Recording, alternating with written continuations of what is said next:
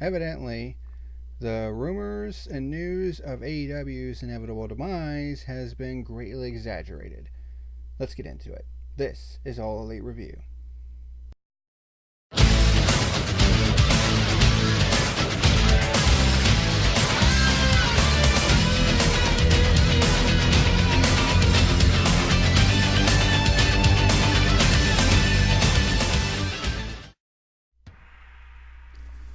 What's happening, ladies and germs? This is the PackerMan, and welcome to today's edition of All Elite Review.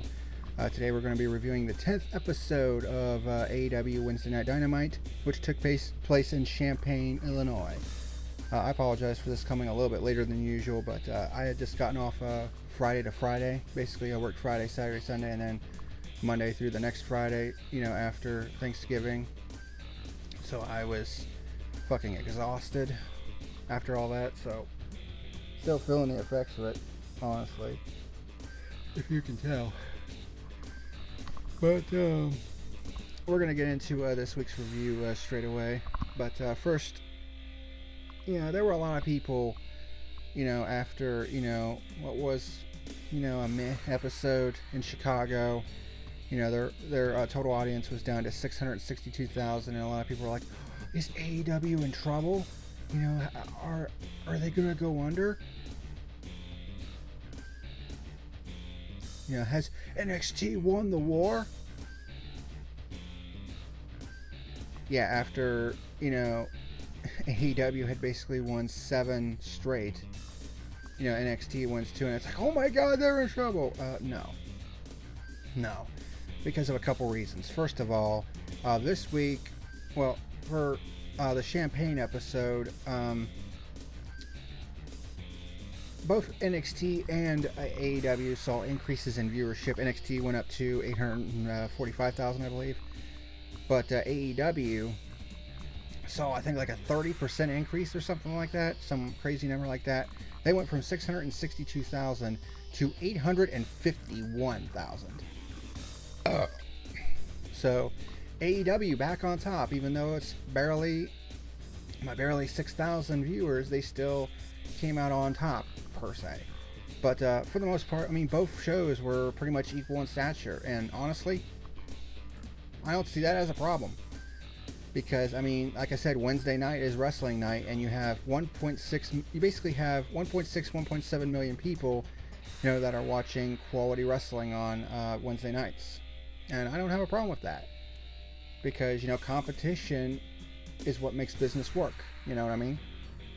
And the other thing is, AEW is not going anywhere anytime soon, considering the fact that they just signed a deal with In Demand, who brings pay-per-view content to 60 million homes in the United States. That's a pretty big freaking installed base right there. So, I'm not saying that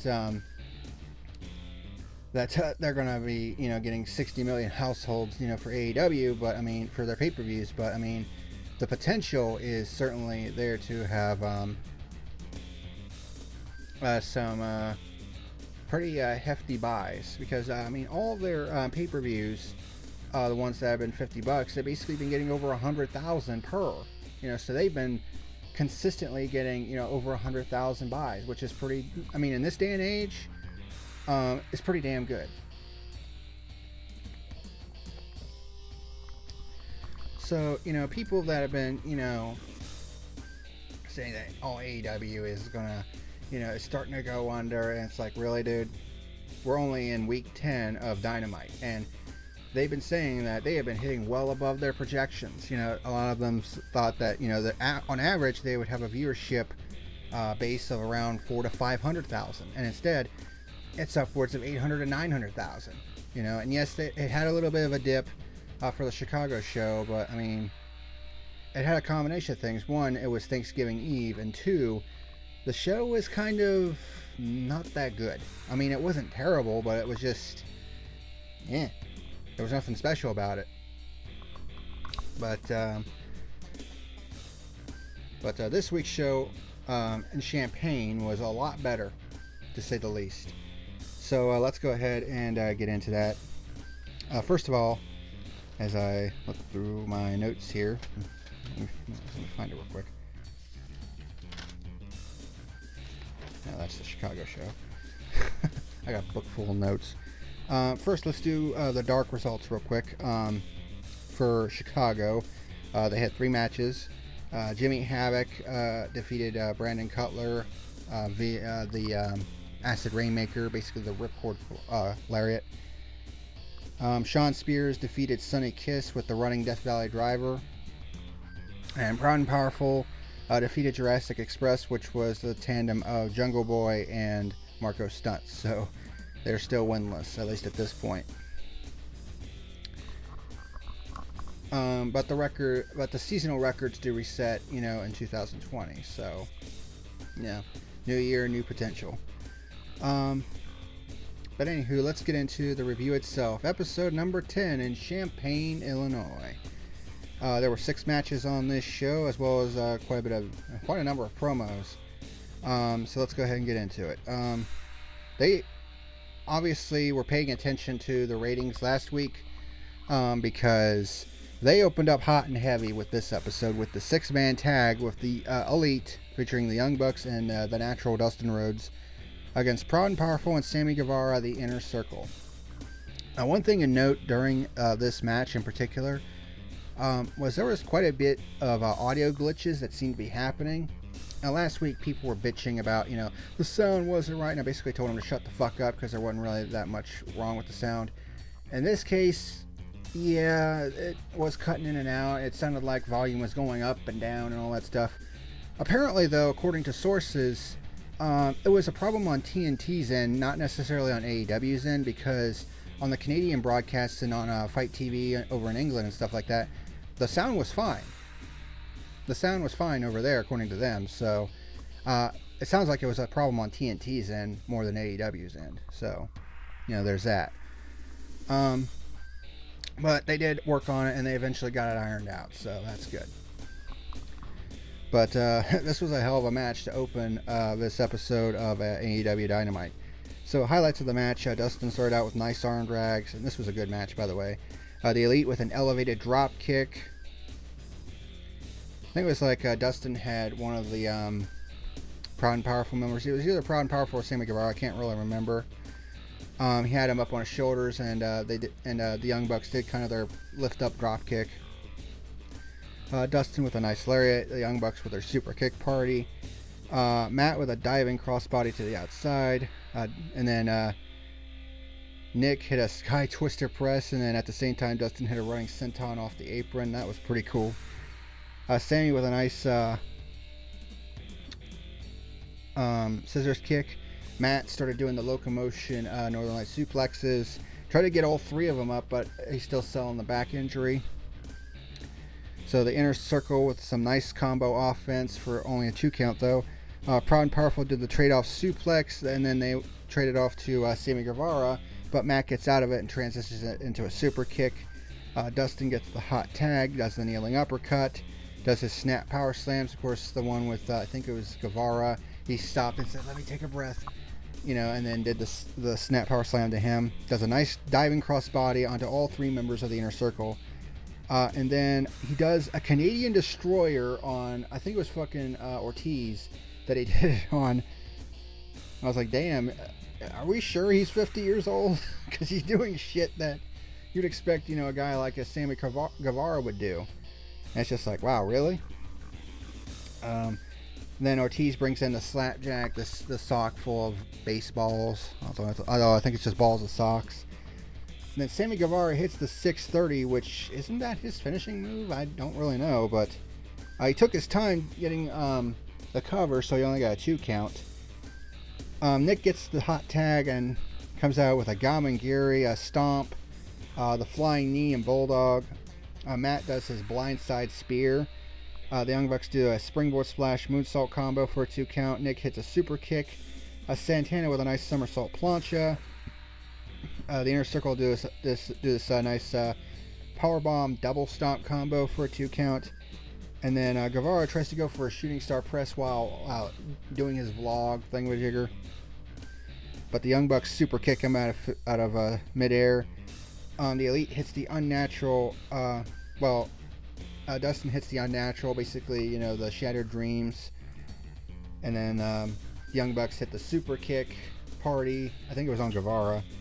And then the Elite and do a double Meltzer driver slash backslash combo. Where basically Nick did a double stomp with Matt and Dustin and using tombstone pile drivers. And does a backsplash as well. And the Elite gets the 3 count and the victory in one hell of an opening match. I gave this match 4.25 stars out of 5. After this match, Santana and Ortiz were pretty pissed off about it, so they challenged the Young Bucks to a Texas street fight for this coming episode of Dynamite, which is taking place in Garland, Texas. So we're going to get a street fight match between these two. Yeah, they are really heating up this rivalry right now, and it is awesome to see right now. Next up, and that's the only tag match on the entire show. Evidently, they've been getting some complaints about, there's just too much tag team competition. So in response to that, the rest of these matches are all singles matches. 6 total matches on Dynamite for the Champaign show. Only the first one was an official tag match, even though it was a 6-man tag. But the rest of the show was all singles matches. Wow, that's a bit of a change. And some of these were actually pretty good. The first of which was Trent versus Ray Phoenix. So they're starting to transition the best friends, in particular Trent and the Lucha Brothers, into a little bit of singles competition, kind of gearing them up, for possible singles runs in the company, maybe in 2020 at some point. But Trent had beaten Pentagon Jr. on Dark, if memory serves me correctly. Ray Phoenix defeated Nick Jackson in that epic match to open the show before Chicago. I can't remember right off the top of my head. But yeah, now these two are coming together. And also, the reason this match was also taking place was the previous week in Chicago. The Best Friends and the Lucha Brothers were against each other in tag team competition, and the Best Friends actually defeated the Lucha Brothers, with Trent actually pinning Ray Phoenix with the Crunchy. So, there was that to consider as well. So that's why this singles match was created. So highlights of this match: Phoenix starts out with a nice drop kick, great combos and counter moves by both men to start this match. Phoenix sweeps Trent off the middle turnbuckle with a Tiger Feint kick. Phoenix starts healing it up. He was going to do a top rope move, but then he was like, screw it. Kind of healing it up a little bit. Phoenix hits knife edge chops. Phoenix with a running drop kick for a 2 count. Trent counters Phoenix's tornado with a drop kick, basically a corkscrew body press. Trent with a nice half and half suplex. Then he has a springboard. He gets thrown into the guardrail, but basically bounces off of it and hits Phoenix with a spear. Trent with his step-up tornado DDT for a 2 count. Then Phoenix does this hand clasp monkey flip and kind of turns it into a power bomb for a 2 count. Phoenix does his rope walk kick, which always looks good. Trent with a nice lariat for a 2 count. They start exchanging chops. Phoenix does a rope hopping double stomp, which looked pretty good. His balance is just crazy. Phoenix tries to go for a splash, but Trent puts his knees up to block it. He hits the sexy Chucky knee, and then a nice pile driver for a 2 count. How often do you see a vanilla pile driver? Not that often. And Trent actually hit it for a 2 count, but then Phoenix hits a nice rolling cutter, and then his springboard roundhouse kick, and then hits him with what I thought was called the Fire Thunderbuster, but the name of the move that Phoenix calls it is actually the Black Fire Driver, I believe it is. The Black Fire Driver. Yeah, there you go. For the 3 count and the victory. Basically the spin out. He starts it out in the Muscle Buster, but then turns it into like a Falcon Arrow. For the 3 count and the victory. Good match. I gave this match 3.75 stars out of 5. After the match, Trent offers a handshake, but Phoenix pushes him away, similar to what he did with Nick a couple weeks ago. But then this time, Trent retaliates by attacking Ray Phoenix, and the Best Friends are trying to pull him off, so it's pretty obvious that the Lucha Brothers are starting to get into a bit of a feud with the Best Friends as well as SCU, which I don't think either of those feuds are going to be over anytime soon. But then we get a couple of promos and vignettes after this match. Cody comes out for a promo, basically talking about, how the Butcher and the Blade attacked him last week and basically called him by their real names. Leg itches. And basically calls out MJF and how he botched the Crossroads.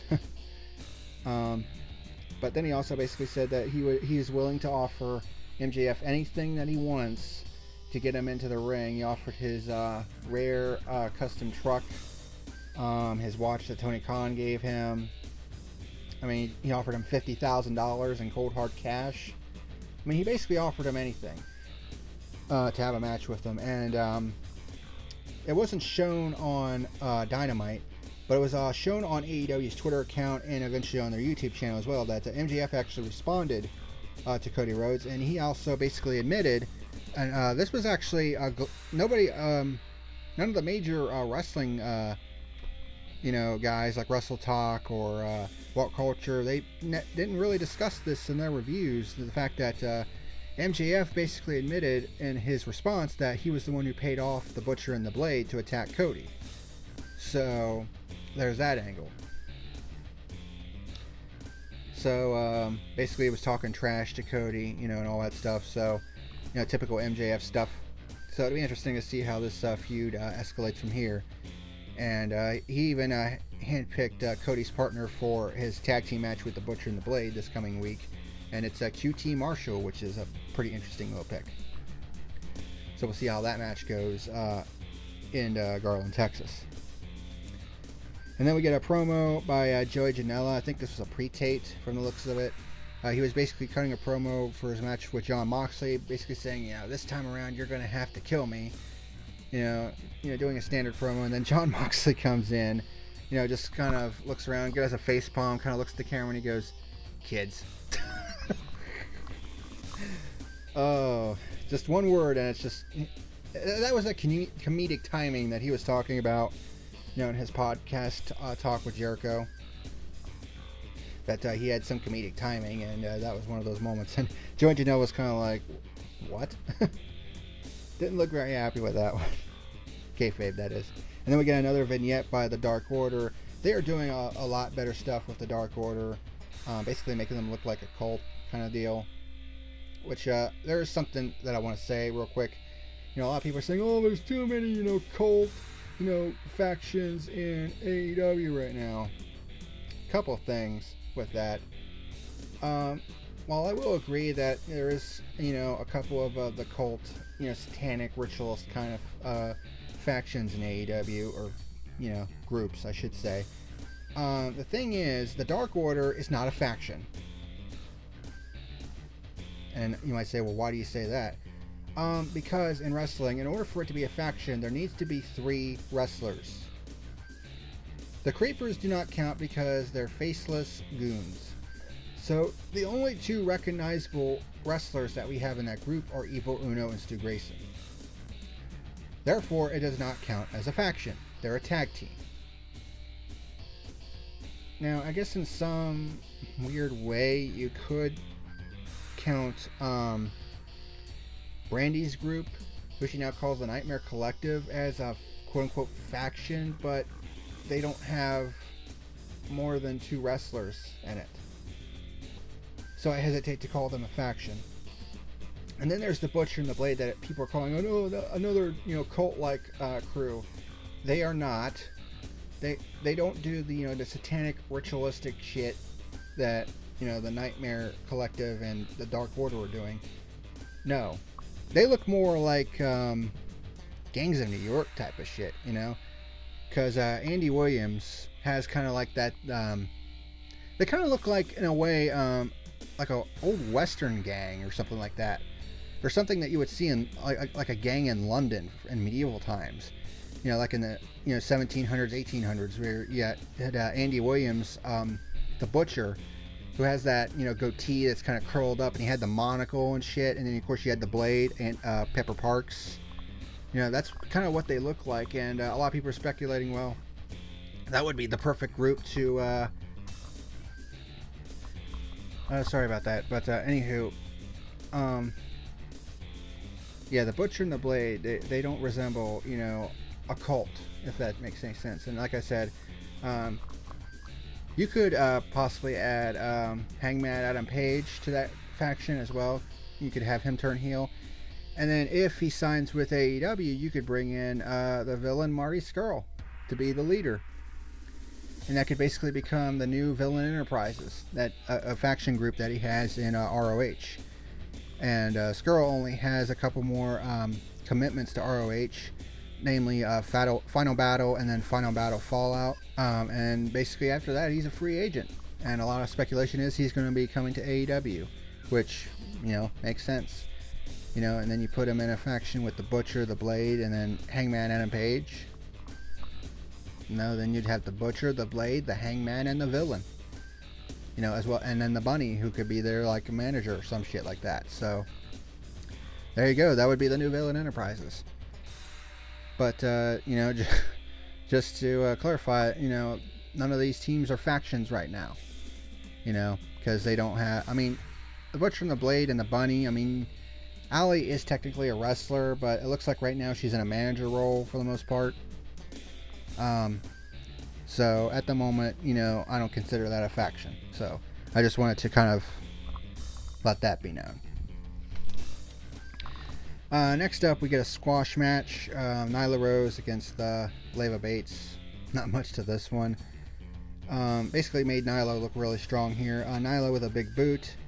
The flying knee to Leva, who was hanging over the top rope. Peter Avalon tried to come in and assist, but Nyla does a double choke slam and then does a nice looking beast bomb for the 3 count and the victory. It's a squash match. I always give it 1.5 stars out of 5. But then after the match, Nyla powerbombs Leva again, and then Shanna comes out to attack Leva Bates. And the reason why that is Nyla actually attacked Shanna, who was in the middle of like a autograph signing with a couple others, and they basically had Nyla attack Shanna and put her through a table. And then Shanna comes out and tries to fight Nyla, but Nyla fights her off, sets up a table. Rick Knox tries to come in and kind of say, no, don't do it.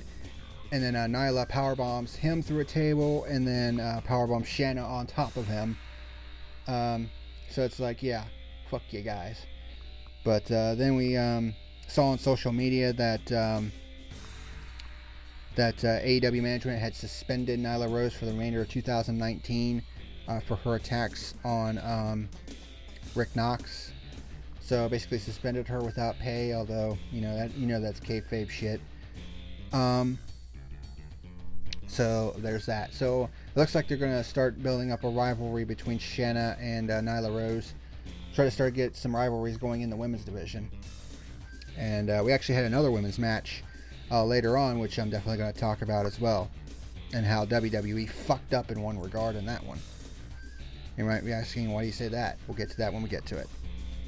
And then Chris Jericho comes out for a promo. And debuts a new version of the list. And when the crowd cheered that he said he was bringing out a new list, he was like, seriously? Get out of 2016.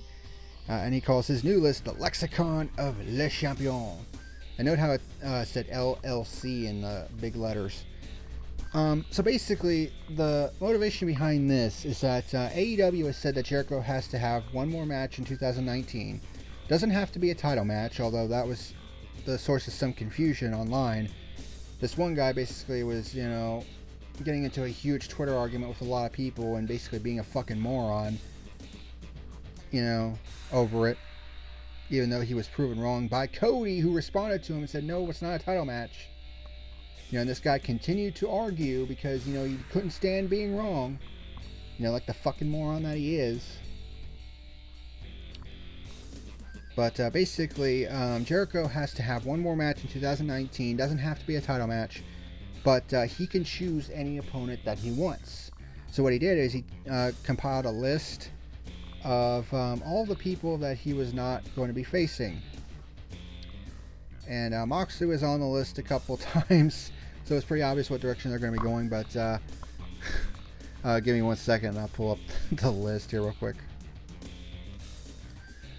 Alright, so here's the list of people he put on the list, and some of these are just funny as hell. Right at the top of the list, Jon Moxley, Cody Rhodes, because he can't, Young Bucks, Papa Buck, Uncle Buck, Buck Owens, Moxley, Hangman Page, Diamond Dallas Page, Paige, the female wrestler Paige, Moxley, Scorpio Sky, Too Cold Scorpio, any member of the Scorpions.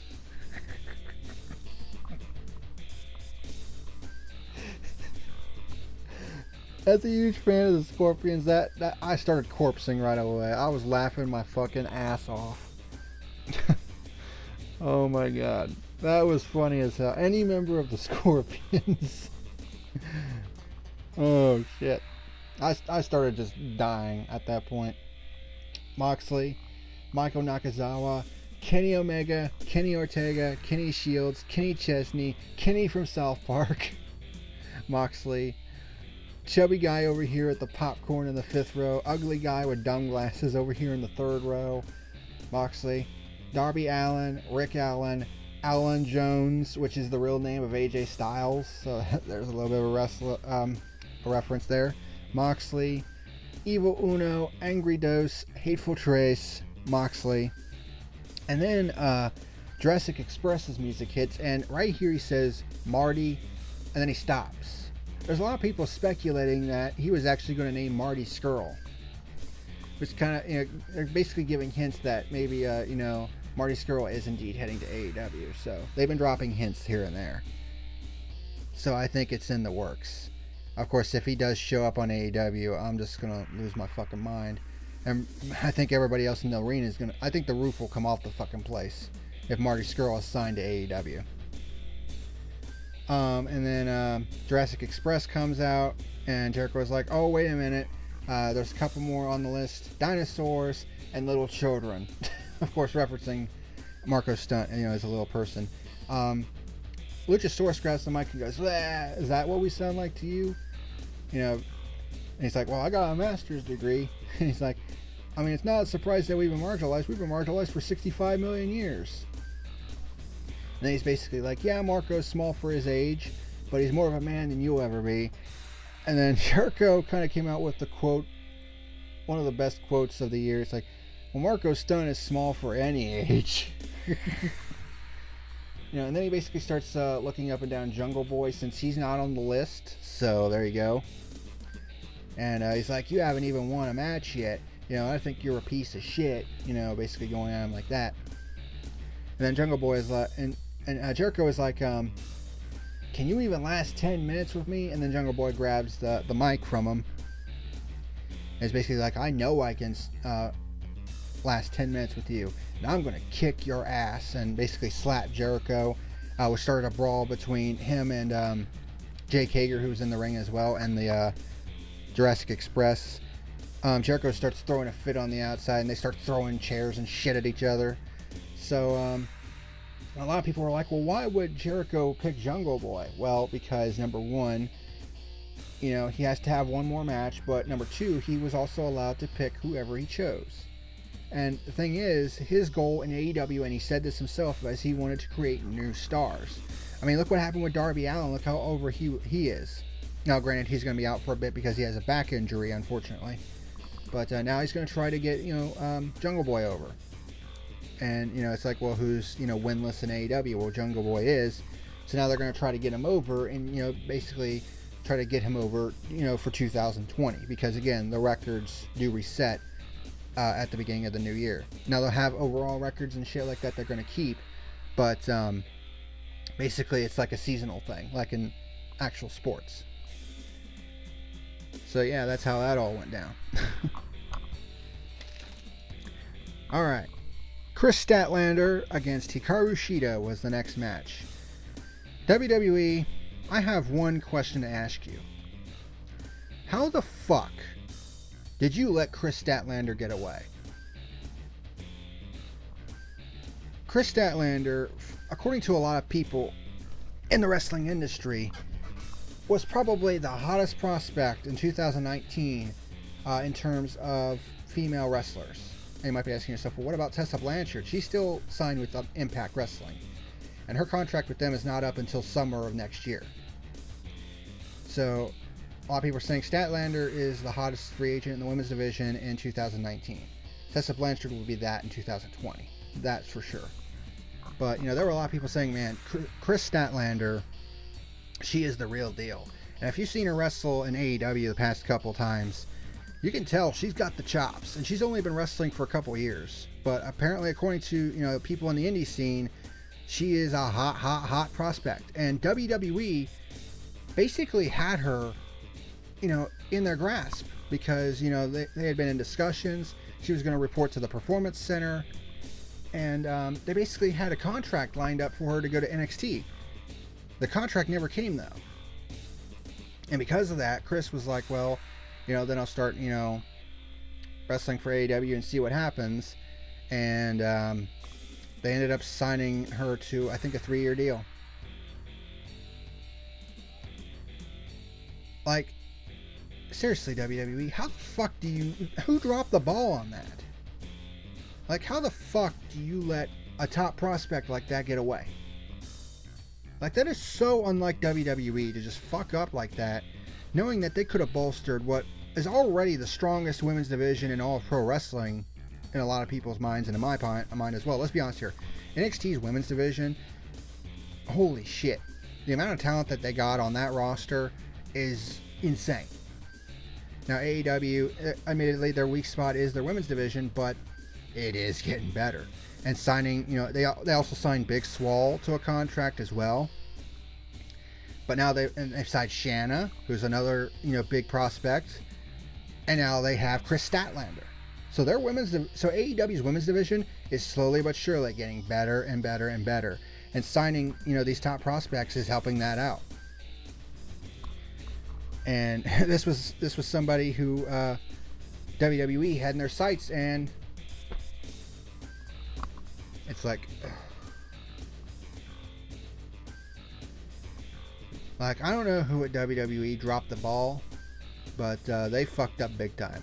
That was a massive fumble on WWE's part. That much is certain. And it's pretty obvious that AEW has, a lot of high hopes for Statlander, considering what happened in this match, because Hikaru Shida is currently the number 1 ranked wrestler.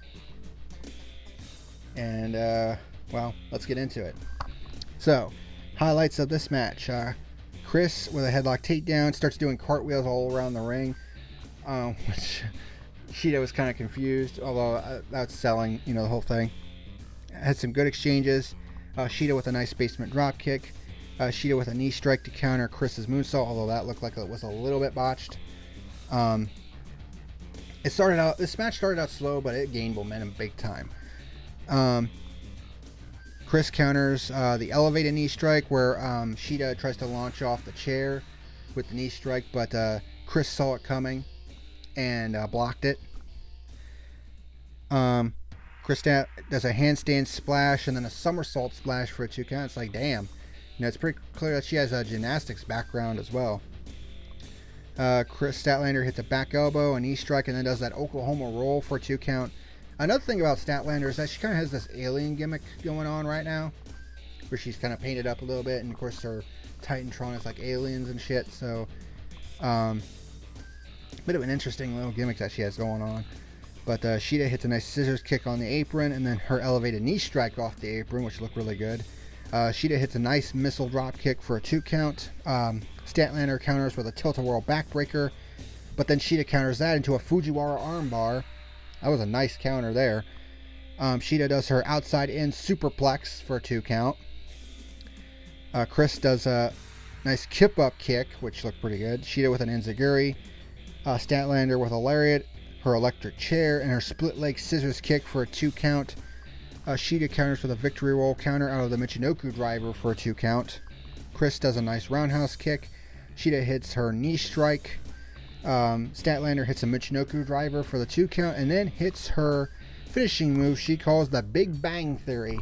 Basically, it's a double leg clutch tombstone pile driver and gets the surprising 3 count and the victory. And the guys on commentary were basically hyping up. It's like, wow, what an upset, because Shida was the number 1 ranked wrestler. And now you have Chris Statlander coming in and getting the surprise victory. So I think it's pretty obvious that they have some big things for Statlander coming up. But this was actually a pretty good match. Started out slow, but like I said, gained momentum big time. I gave this match 3.5 stars out of 5. Afterwards, Brandy and Awesome Kong come out for a promo. Started calling themselves the Nightmare Collective, which I alluded to earlier. And they basically came up to Chris Statlander and was like, do you want to join the Nightmare Collective? And then there was this random person, this fan, although it wasn't really a fan, who came out of the crowd and pledged to join the collective and basically had her hair shaved and shit. I don't know if she's going to be an actual wrestler. I don't recognize her. She kind of looked a little bit like Tessa Blanchard, but Blanchard, I don't think would ever, do that shit. But yeah, this is a bit of a weird storyline that's going on. But we'll see how it continues to develop. Next match, grudge match, Christopher Daniels against Pentagon Jr. So this has been building up for weeks since the tag team title tournament. But highlights of the match, Daniels dives over the rope to attack Pentagon before the bell. That should be obvious at this point. Pentagon with a lariat and a thigh kick. Daniels hits a nice spear. Pentagon with a leg sweep double stomp combo and the PK, the penalty kick. Pentagon with a nice super kick and another thigh kick and a Gamengiri. Daniels hits a nice flatliner and an exploder. And then hits a blue thunder bomb for the 2 count. Pentagon hits a nice sling blade for a 2 count and then a lung blower also for a 2 count. Daniels hits a falling lariat. Pentagon with another Gamengiri. Daniels with a single leg drop kick. Tries to go for the Arabian moonsault to the outside, but it looked like he botched it and fell awkwardly onto the ramp. The guys on commentary basically did a nice job, covering for it, basically saying, yeah, well, he might have still been suffering from his pinched nerve and might have not been 100%, and it is high risk, so there's that. So they covered it up pretty nicely.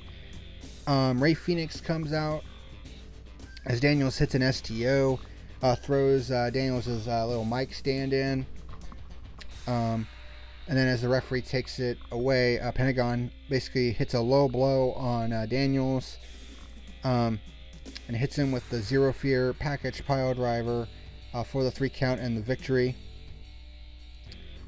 Okay match. I gave it 3.25 stars out of 5. Could have been higher if it wasn't for the Daniels botch of the Arabian moonsault. But then the Butcher, the Blade, and the Bunny cut a video promo afterwards. Basically, Allie was basically like, yeah, we see Cody's face everywhere on billboards and shit, and we're sick and tired of it. So, there's that. And then we have our main event. Joey Janela against Jon Moxley. And a sanctioned match this time, because these two were actually in an unsanctioned match at Fyter Fest.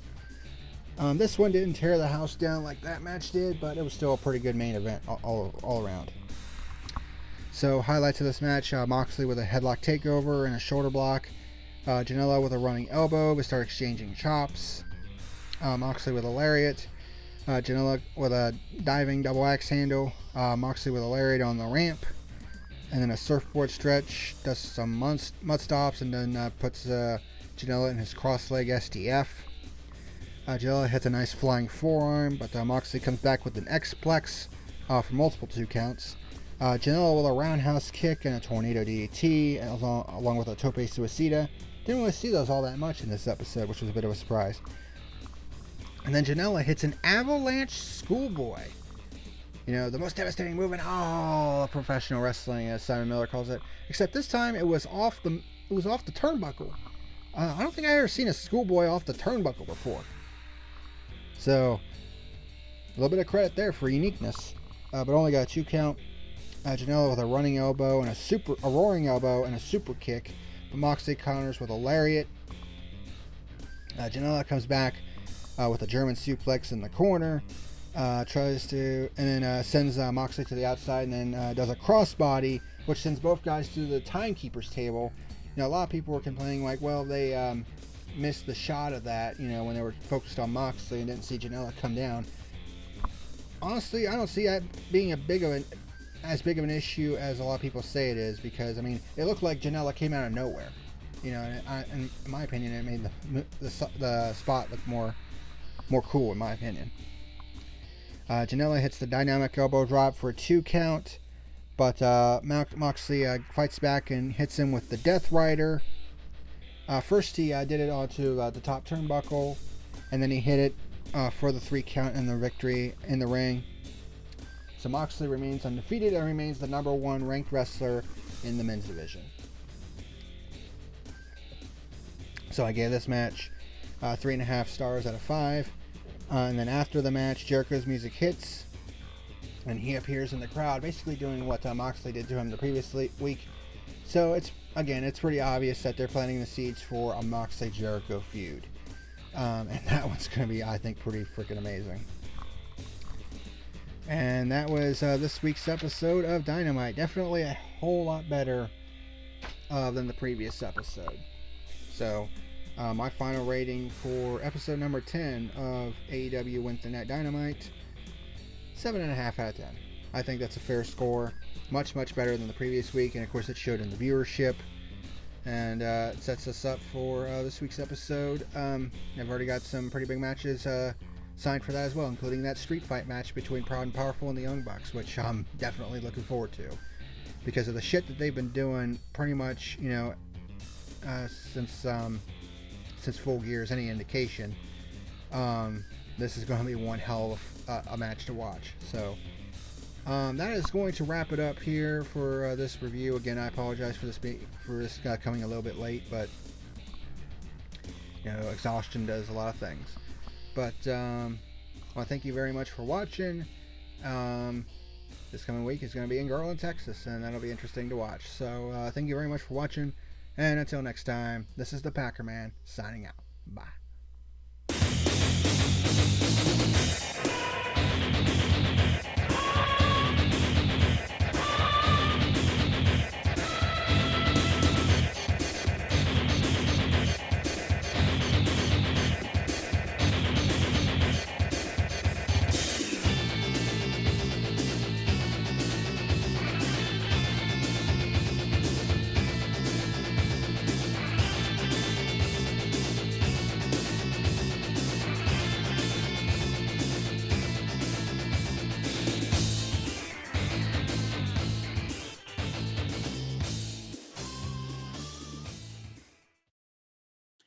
Well, that is all for today's video. Thank you very much for watching. Be sure to rate, comment, favorite, like, and subscribe to my channels here on YouTube.com and over on BitChute.com. If you would like to sponsor my channel, go to my channel page at subscribestar.com. Thank you very much for watching, and until next time, this is the PackerMan signing out. Have a good one.